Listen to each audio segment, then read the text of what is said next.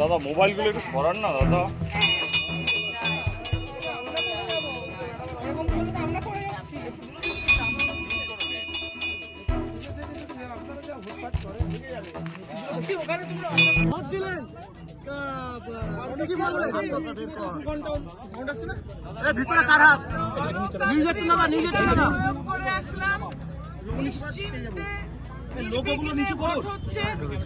এবং অত্যন্ত শান্তিপূর্ণ ভাবে কোথাও কোনো অভিযোগ ছিলেন দিদি? এখন অব্দি কোথাও কোনো অভিযোগ নেই, শান্তিপূর্ণ দিদি। আপনার পাশের বুথে 200 হয়েছিল,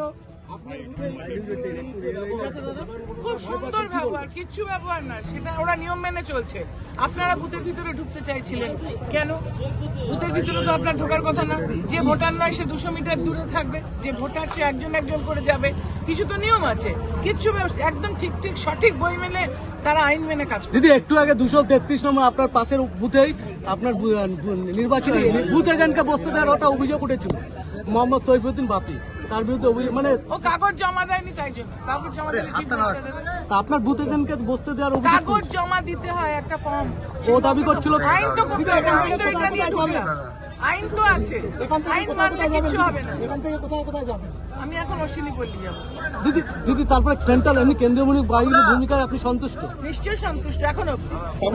দিদি একটু হিন্দি